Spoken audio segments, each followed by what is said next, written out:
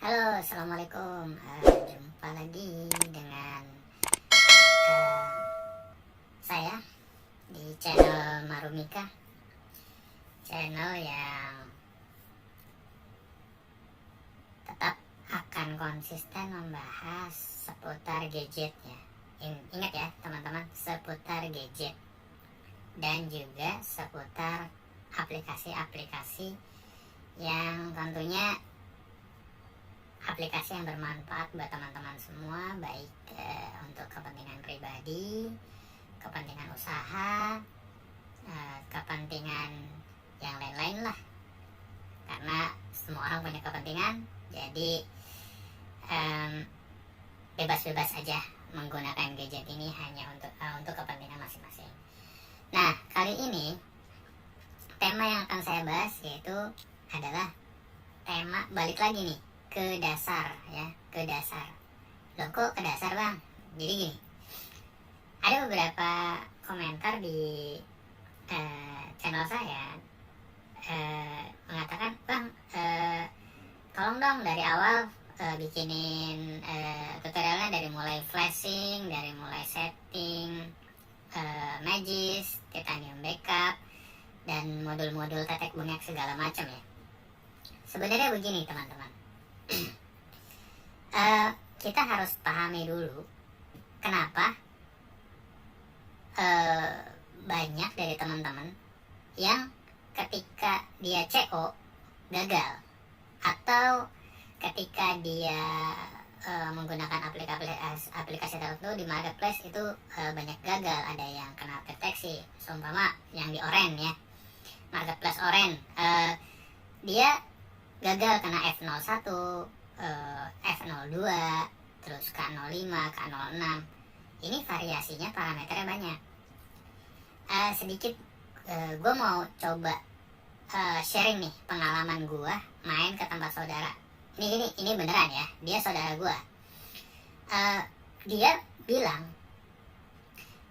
mas, aku ini kerja di marketplace Oren loh, gitu kan. Terus aku nanya, oh yang itu ya, gue sebutin aja ya, oh itu ya yang Shopee ya, gitu kan. Terus dia bilang gini, iya loh mas, banyak yang fraud loh mas, banyak yang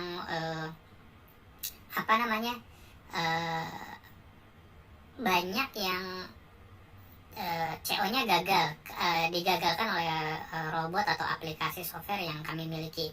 Terus ya kan gue kepo dong, gue penasaran, gue tanya lah sama dia kan, terus gimana tuh dek cara kerjanya? Ya namanya juga dia tuh bagian admin yang tugasnya cuma checker doang loh. Checker tuh artinya dia ngecek semua transaksi yang masuk. Tapi dia juga berhak untuk kayak ketika ada fraud transaction, dia melaporkan kepada tim fraud. Nah, jadi kita harus tahu dulu bahwa ternyata mereka tuh punya tim fraud. Artinya tim fraud ini nggak tinggal diam, itu manusia loh. Mereka coba memasang robot, tapi juga di satu sisi mereka bisa overriding ke manual. Nah ini gue flashback dulu, loh kok kenapa ya kita pada gagal nih, gitu kan?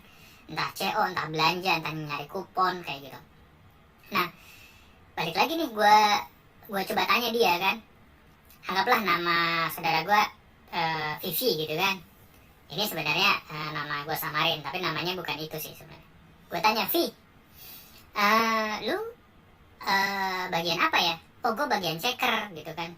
Gue ngecek setiap transaksi uang masuk dari pembelanjaan, gitu kan.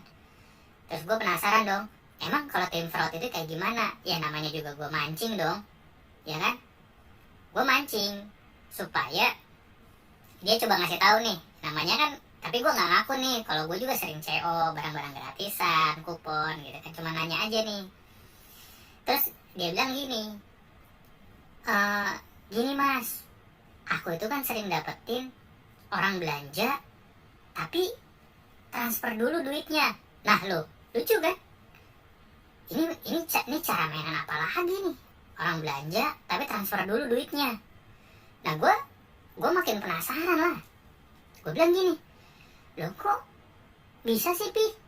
Terus dia bilang gini, iya mas, makanya kan kita bingung, dia belanja apa, tapi kok dia transfer dulu gitu ke Shopee duitnya. Lalu gue nanya, terus kalau kayak gitu gimana? Nah dia pintar mas, dia pakai sistemnya bayar dulu baru nanti komplain gitu kan. Nah gue nggak paham nih, ini apa lagi ya gitu kan. Nah karena fokus fokus gue tuh pengen coba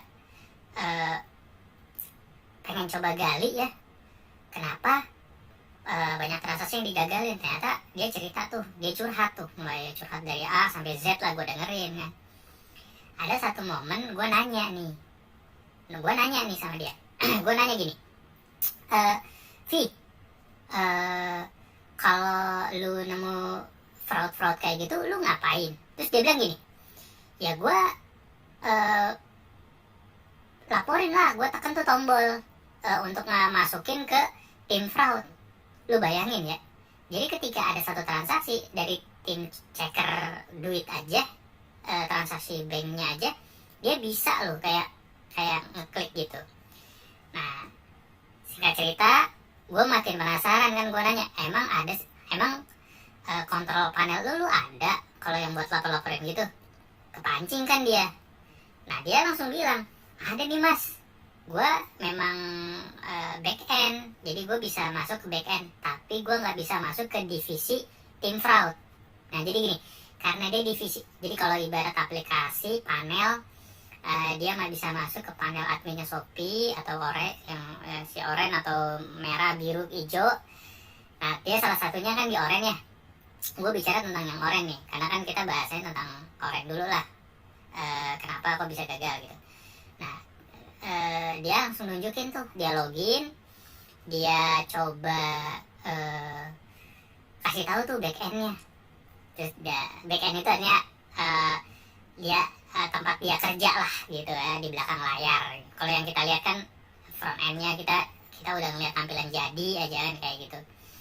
Terus nggak lama dia langsung kasih tahu, nih mas gitu.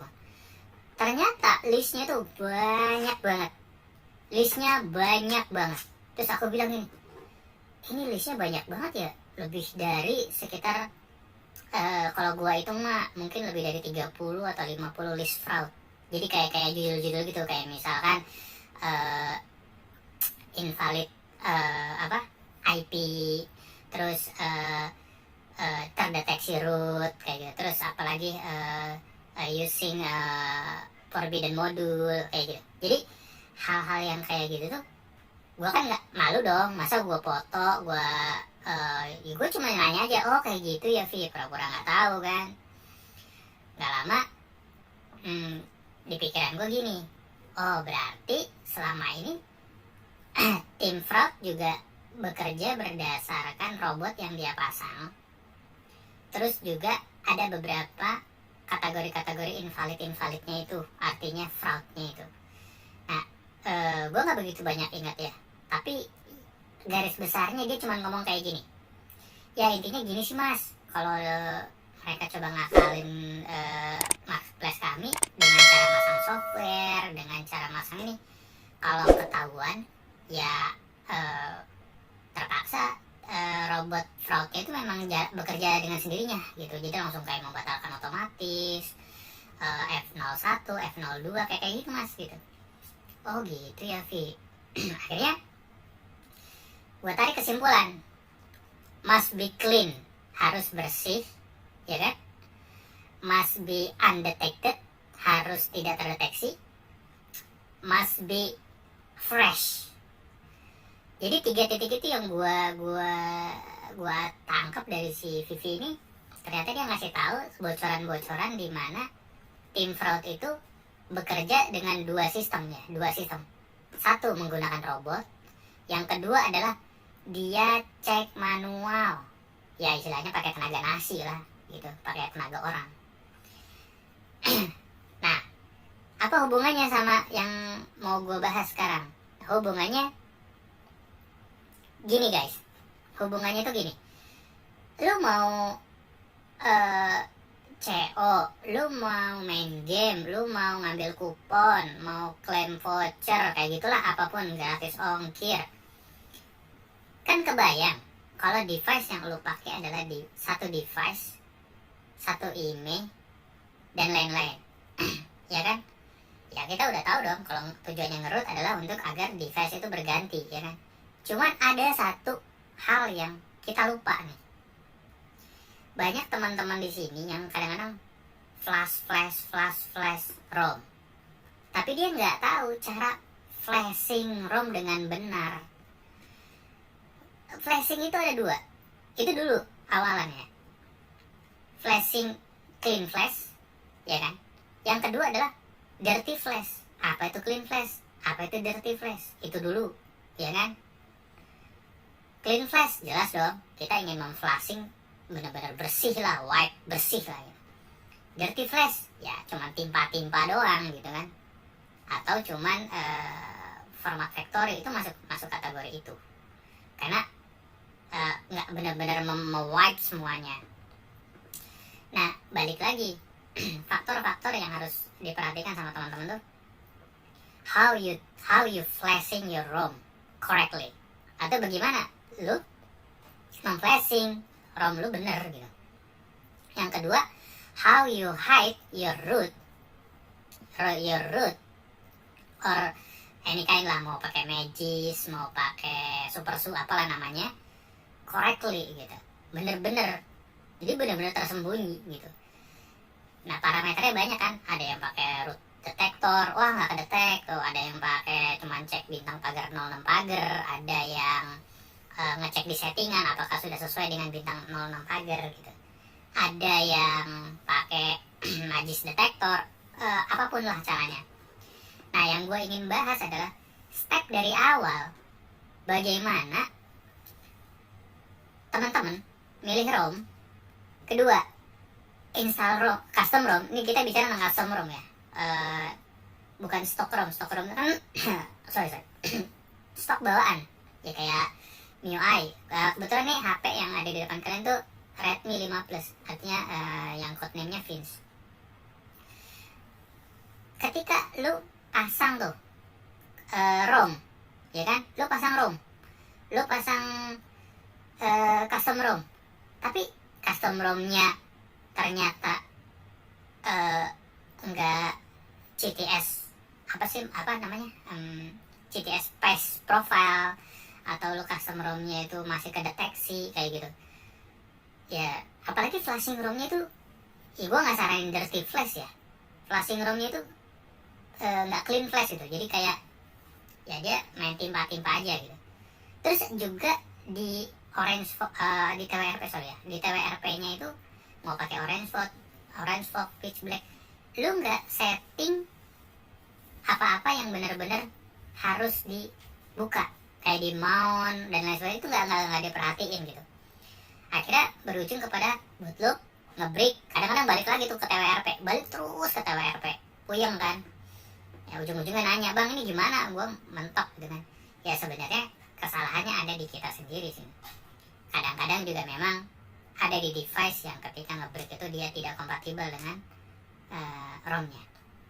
Oke, langsung aja ya, karena gue mau bikin tutorial di mana kita semua bisa, ini juga berlaku buat yang ya newbie kayak gue ya gitu. Pasang custom ROM, install Magis, dan yang ketiga adalah install semua modul yang dibutuhkan. Nah, kalau perlu nanti kita sekalian cek ya, pakai detektor, root check dan lain sebagainya. Dia pas nggak? Kalau misalkan dia pas, berarti ini bisa dipakai ya. Kalau penggunaannya untuk marketplace mana, monggo, lu mau pakai marketplace mana terserah. Artinya gue ingin coba berikan sebuah hal yang sangat basic, di mana kalian tahu selama ini ada yang salah dalam pengerjaannya. Bukan berarti gue bener ya, ini versi gue, subjektif dong ya, ini versi gue. Jadi cara ini adalah yang sering gue lakukan. Gue ingin coba sharing aja ke teman-teman. Selama ini gue pakai cara begini, gitu ya. Oke. Pertama-tama, ini yang ada di depan kalian ini udah custom ROM nih. Havok, kalau nggak salah nih Havok berapa ya? Sebentar ya. Ini Havok. Ini Havok berapa ya? Havok. Bentar. Oke, di sini nggak kelihatan ya. Kayaknya sih di sini Havok 3.7. Ya, yang gue ingat sih ini kayaknya Havok 3.7. Tapi gue akan coba rubah atau ganti dengan customer online biar kelihatan nanti ya, tampilannya juga berbeda ya. Oke. Pertama-tama karena gue nggak ada memorinya ya, gue jadi pakai, sebentar ya, gue cari dulu flash disk. Gue pakai OTG aja, USB OTG biar enak di ininya. Nanti seri ini akan terus berlanjut ya. Kalau misalnya emang karena HP yang buat gue ngerekam ini HP kentang ya, jadi kadang-kadang memorinya habis. Saat ini gue coba dulu kita masuk ke mode TWRP, kita flashing ya custom ROM yang lain ya. Oke, gue taruh gini aja biar gampang. Oke. Ada dua cara, yaitu dengan cara power dan volume atas. Ada 3 cara. Power dengan volume atas barengan, lo pencet gitu ya langsung kayak gini ya, lo pencet. Tapi ada juga ya cara dia power dulu, reboot, baru setelah itu tekan volume atas gitu ya. Nah, kalau lo pengen menghemat supaya tombol lo cepet nggak cepet rusak, gue saranin main di sini. Nih, main di sini. Lo cari yang ini, cari yang reboot. Sebentar, mana ya?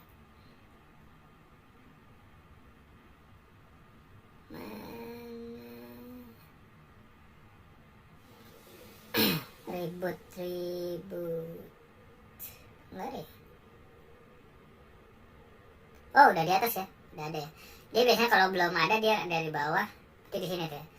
Nah, kalau pengen nggak cepet rusak nih tombol ini cuman tips aja ya, lu klik di sini.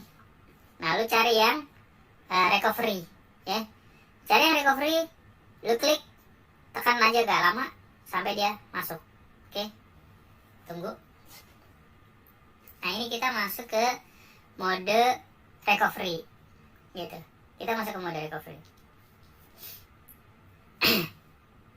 Ya. Kebetulan TWRP yang gue gunain di sini Orange Fog ya. Tapi yang kalian yang alirannya PBRP atau Pitch Black ataupun Batik ataupun TWRP yang officialnya, ya silakan aja ya. Kalau gue lebih nyaman pakai Ovok ya, karena buat gue karena udah familiar aja sih sebenarnya. Kadang-kadang gue juga ganti pakai PBRP. Oke, ini udah ada tampilan depan kalian seperti ini. Step awal tuh apa yang harus dikerjain sebelum lo nge-flash? Nah, ini nih, ini kuncinya. Jadi pertama lo masuk dulu ke settingan. Lalu lihat nih otak, klik otak. Kadang-kadang nih yang di bawah ini nggak kecentang. Gue selalu buat centang. Oke, gue selalu buat centang. Terus yang biasanya udah kecentang duluan. Balik aja, ini udah kecentang ya. Balik. Nah, balik lagi. Nah, di sini back. Nah, di sini di mount ya. Lu klik mount. Pastiin sistem dicentang. Kalau mau internal storage dicentang silakan, gue sih enggak. Vendor dicentang. Kalau firmware mau dicentang silakan, gue sih enggak. Biarin sistem dan vendor dicentang. Kenapa? Biar bener-bener clean. Balik. Nah, sekarang udah nggak usah pakai format, nggak usah format data.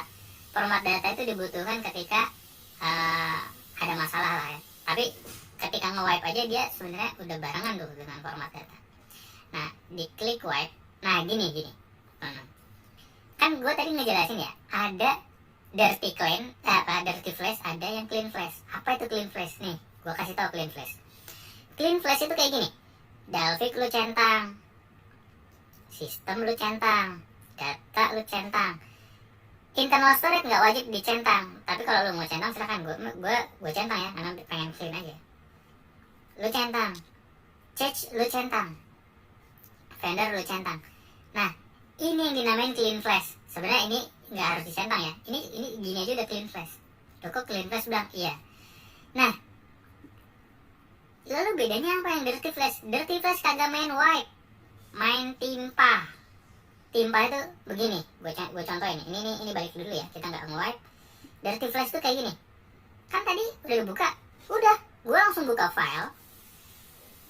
Ini gue contohin aja ya. Gue buka, misalnya gue ada filenya di OTG, terus gue cari tuh filenya. Gue flash langsung, shred. Tuh dirty flash namanya. Nah ini gue contohin bagaimana perbedaannya antara dirty flash dengan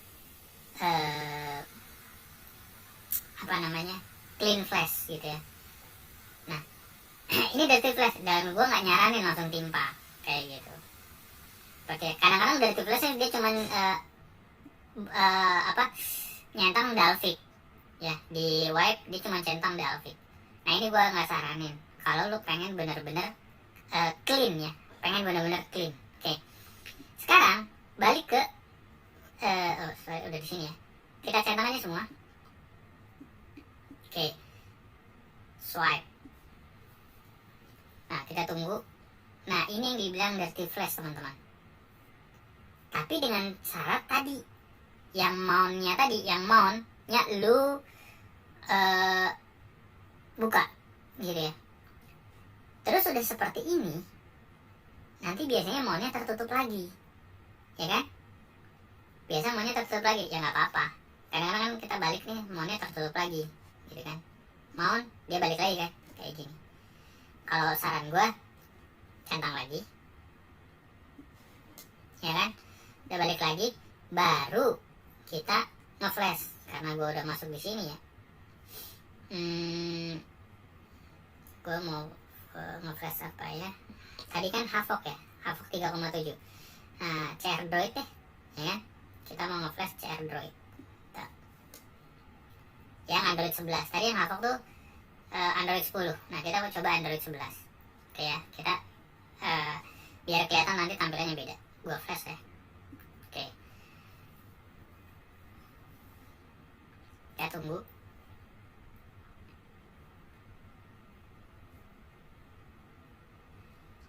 Nah tahapan di awal ini yang sebenarnya harus jadi perhatian. Nah ini sekaligus tutorial buat yang pemula-pemula, ya kayak gua yang pemula ya, yang kayak gua.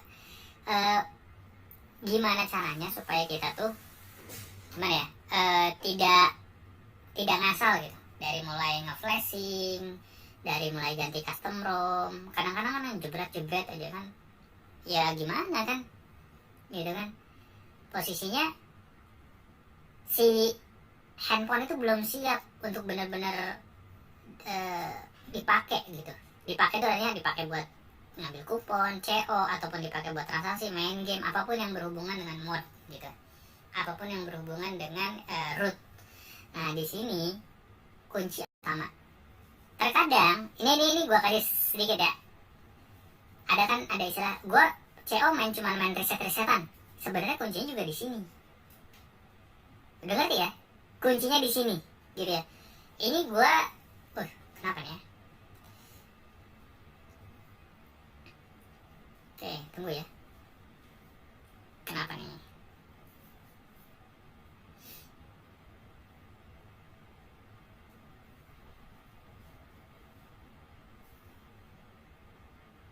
Kenapa ini?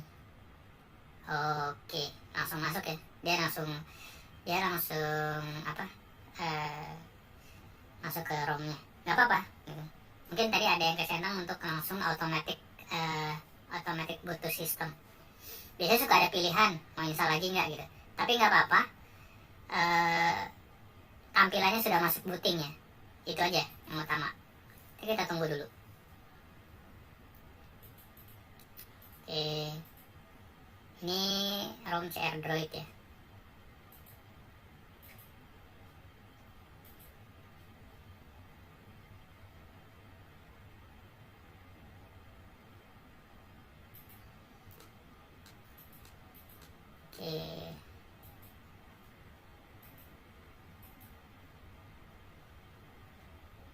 Oke, udah masuk ya teman-teman. Oke, kita tinggal start. Language-nya langsung otomatis ya, Indonesia ya. Apa, next aja berikutnya ya. Tanggal waktu berikutnya aja, next. Terus gue masukin dulu wifi-nya.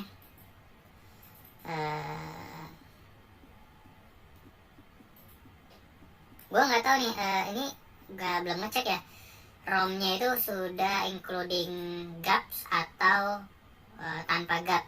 Tapi kalaupun tanpa gap ya kita masuk lagi ke WRP, kita install gapnya ya gitu. Ini dulu yang paling pertama. Tapi sebenarnya gue mau kasih tahu satu trik lagi. Ketika lu udah install custom ROM, gue saraninnya jangan langsung install gap. Kenapa? Karena nantinya si gap ini langsung kayak saling ngehook sama ROM lu gitu. Lebih baik lu boot aja dulu tuh sistem, ngeboot, udah di boot, balik, kan dia udah clean flash, terus udah ngeboot, otomatis dia dibaca sebagai device. Gue langsung ya, sambil langsung ya, dibaca sebagai device yang baru, yaitu dengan ROM yang baru, bukan device baru, dengan ROM yang baru. Nanti device baru kita mainnya di root ya. Oke, ini layanan lokasi next aja nggak apa-apa. Fitur share droid berikutnya nggak apa-apa. Berikutnya persiapan wajah gue nggak mau. Lindungi telepon Anda, lewati. Terus apalagi nih harus dilewati nih, ini data update, lewati aja. Oke, mulai. Oke guys, ini tampilan share droid, beda ya dengan tampilan sebelumnya. Kita lihat di sistem, kita lihat di settingan, bener nggak ini share droid tentang ponsel.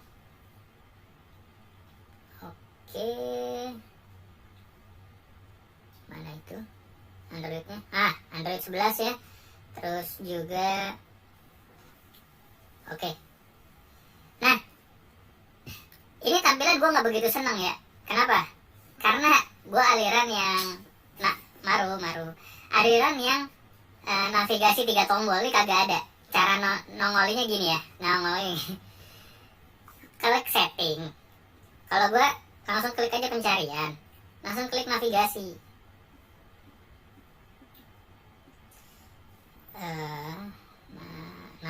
Navigasi sistem, lu klik, nah lu cari ini paling atas. Nah di sini ada 3 pilihan. Yang tadi itu modelnya gestur. Gestur itu ya goyang-goyang lah, swipe sana swipe sini. Gue nggak begitu nyaman pakai yang kayak gitu. Gue selalu pilih yang 3 ini.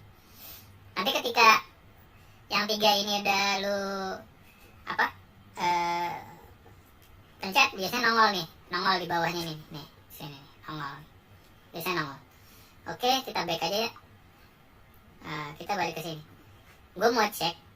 Nah, kelihatan ya, kalau udah begini tampilannya, artinya si Androidnya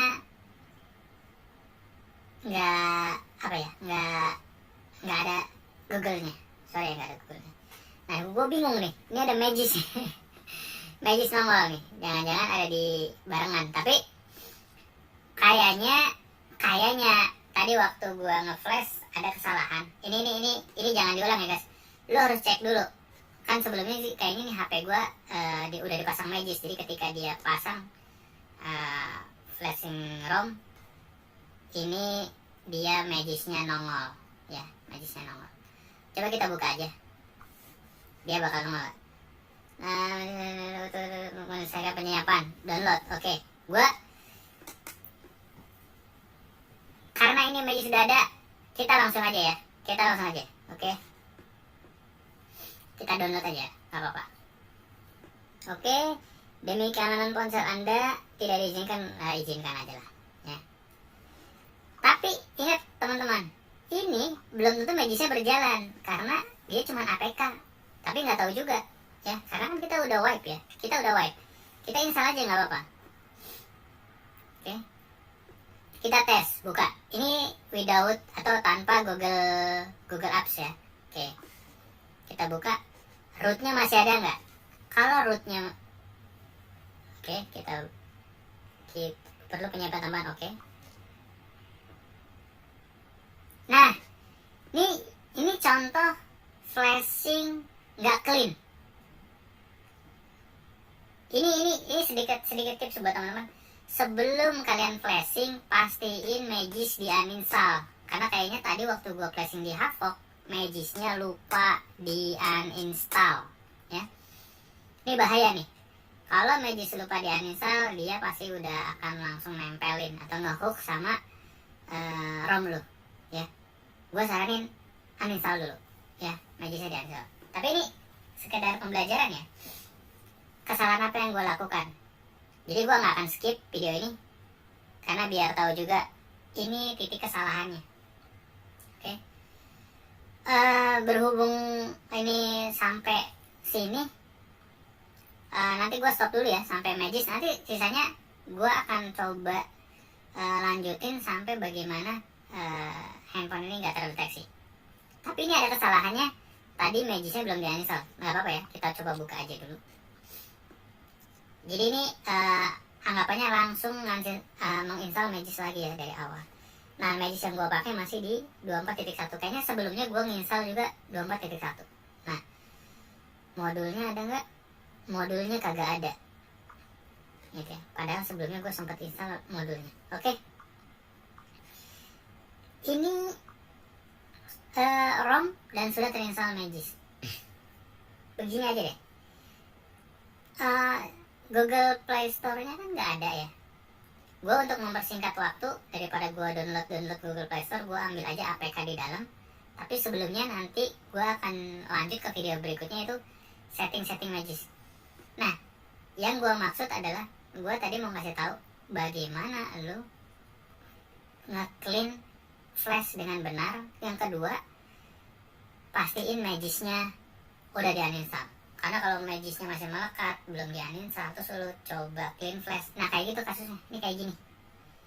Magis ya, nongol. Oke? Gua anggap sih ini nggak clean flash. Kenapa? Walaupun lu tadi udah clean flash, kayak Magisnya masih melekat. Karena Magisnya kan adalah histori riwayat sebelumnya. Kenapa dia nggak hilang? Gitu kan? Tapi ada di fitur di Pitch Black, dia bisa ngilangin tuh. Bisa ngilangin modul-modul di Magis, mungkin sekaligus nge-install. Lumayan keren sih itu,